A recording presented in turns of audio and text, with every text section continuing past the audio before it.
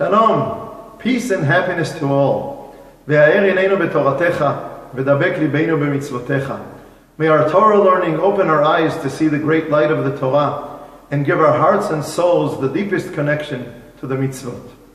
Let's discuss some of the halachot of Eved Ivri, a Hebrew slave.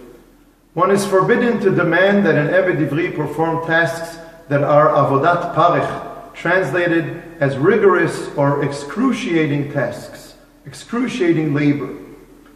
The examples are tasks that are not really needed or tasks that have no limits.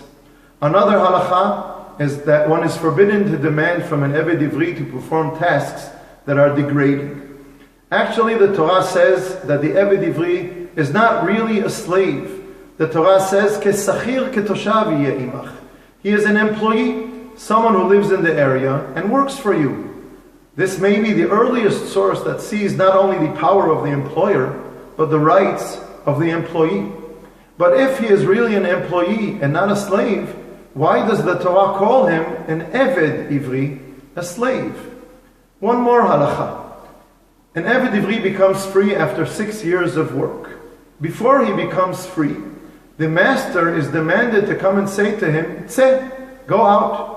Nevertheless, the Eved becomes free even if the master does not say, "Go out."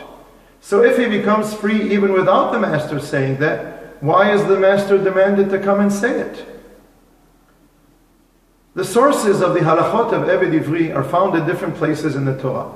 In Sefer Shmot in Parashat Mishpatim, in Sefer Vayikra in Parashat Behar, but not in Parashat Bo. So why in this Dvar Torah relating to Parashat Bo are we discussing the halachot of Eved Ivri? Parashat Bo and the previous two Parshiot, Shmot and Va'era, describe the slavery in Mitzrayim, the Aseret HaMakot, the 10 plagues, the Exodus, Yetziat Mitzrayim. These Parshiot are not the formal legal source of these halachot, but they are the moral source of these halachot. Before we explain this, one last question, and don't worry, we're going to explain and answer all the questions.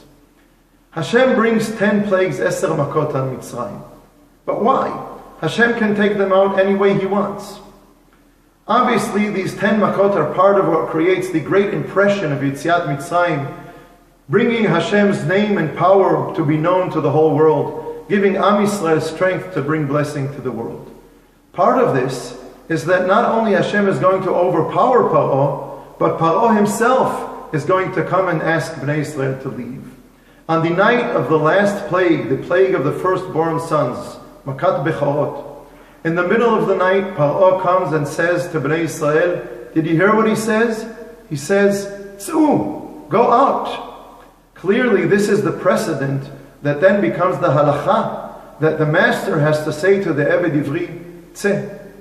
This is the reason why the Torah calls the employee an Eved Ivri, a slave. Because the Torah wants us to see the connection between what was done to us in Mitzrayim and what the Torah demands from us. What was done to you, you should be sensitive and not do to others.